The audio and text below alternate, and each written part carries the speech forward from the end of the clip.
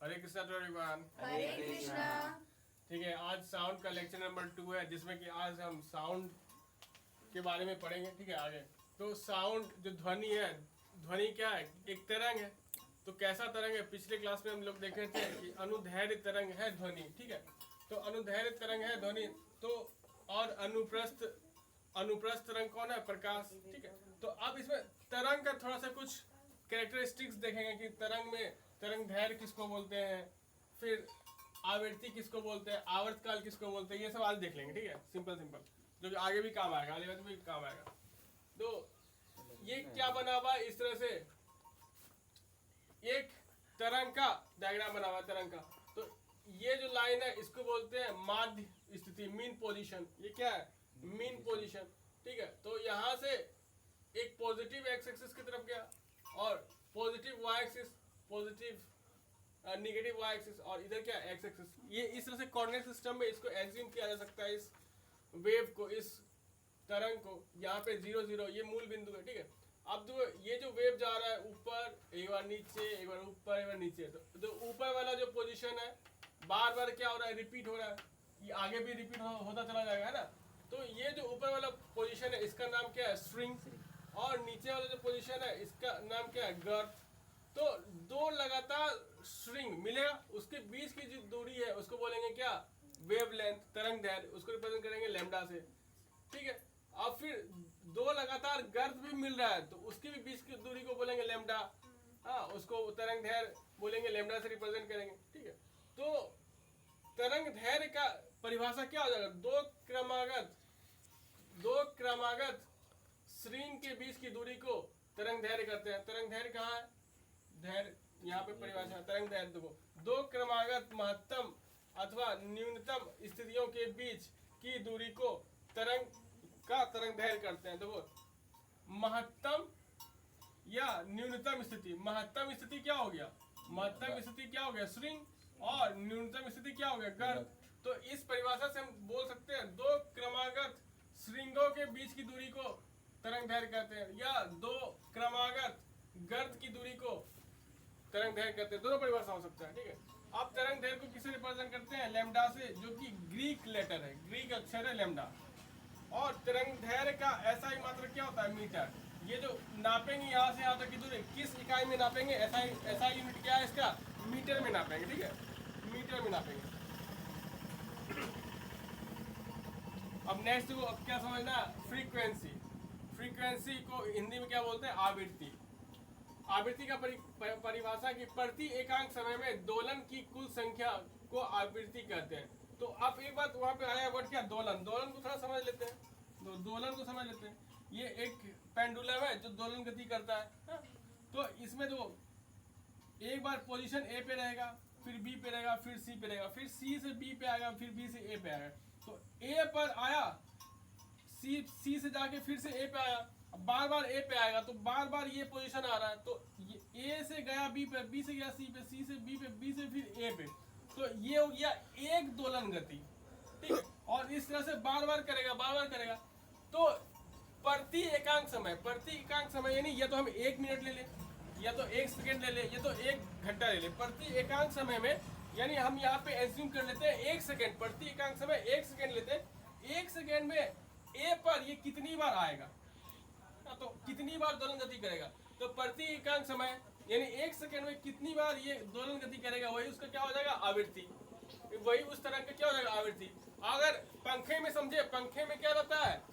RPM. पंखे में क्या रहता है? रोटेशन पर मिनट। यहाँ प्रति एकांक समय क्या लिया? मिनट। तो 1 मिनट में पंखा कितनी बार रोटेट हो रहा है, तो वही उसका क्या हो जाएगा? रोटेशन पर मिनट। तो उस तरह से तरंग के तुलना में बोलेंगे तरंग में क्या हो गया? आवृत्ति हो गया। नेक्स्ट, आवृत्ति को किस लेटर से रिप्रेजेंट करते हैं? न्यू से, क्या लिखा हुआ। ठीक है, और आवृत्ति का एसआई मात्रक क्या होता है? हर्ट्ज। एसआई का आवृत्ति का एसआई मात्रक क्या होता है? हर्ट्ज।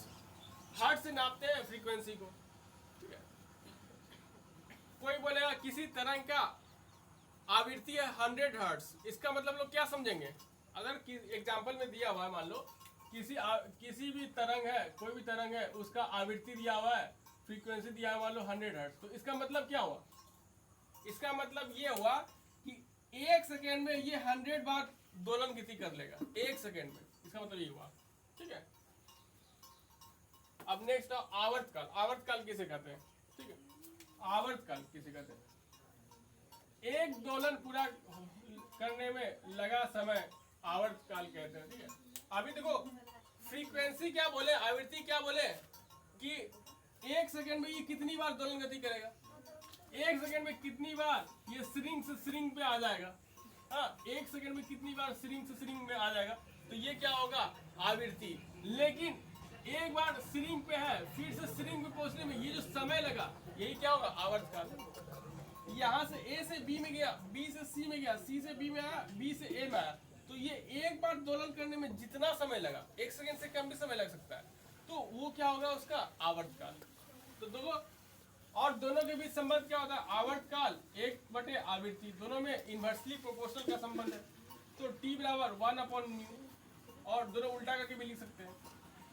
ठीक है, अगर इसको ऊपर कर दे तो इसको नीचे कर देंगे, तो आवृत्ति बराबर 1/, आवर्तकाल, या फिर आवर्तकाल बराबर इक्वल टू 1/, आवृत्ति 1/ फ्रीक्वेंसी। ठीक है, दोनों ये फॉर्मूला याद रखो, ये दोनों चलेगा।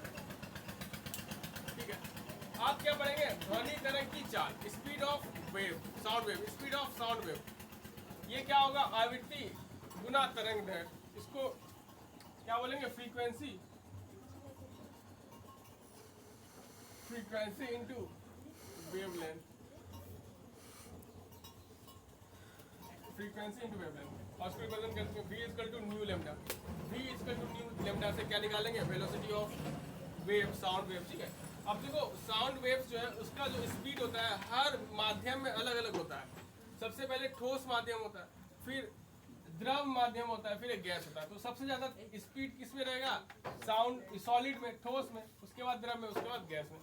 तो अब जो यहाँ पे कुछ चाल दी हुई है, कुछ स्पीड दिया हुआ है साउंड का। वायु में 330 मीटर पर सेकेंड, और पानी में 1500 मीटर पर सेकेंड, और लोहे में 5000 मीटर पर सेकेंड। यानी इसको लिख सकते हैं 5 किलोमीटर पर सेकेंड।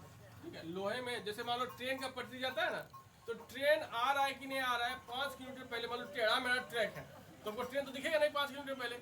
तो उसमें हम रेलवे ट्रैक पे हम कान लगा के उसके कंपन को महसूस कर सकते हैं, साउंड को, कि आ रहा है कि नहीं आ रहा है। ठीक है, तो 5 किलोमीटर दूर हमको पता चल जाएगा कि ट्रेन आ रही कि नहीं आ रही। ठीक है, जो देख के नहीं वाला लेकिन सुन के हो सकता है, क्योंकि और जैसे बिजली कड़कता है, बिजली तो प्रकाश पहले आता है, दिख जाता है कि आप बिजली कड़का, लेकिन ध्वनि उसका बाद में आता है, क्योंकि प्रकाश की गति ध्वनि की गति से ज्यादा है, तो ध्वनि बाद में आता है। तो 4-5 सेकंड के बाद आता है, तब तक टाइम मिल जाता है, कान बंद करो, कान बंद करो, उतना टाइम मिल जाता है, उतना सेकंड लग गया वहां से यहाँ आने में ध्वनि को। लेकिन प्रकाश जब उत्पन्न हुआ तुरंत आ गया यहाँ।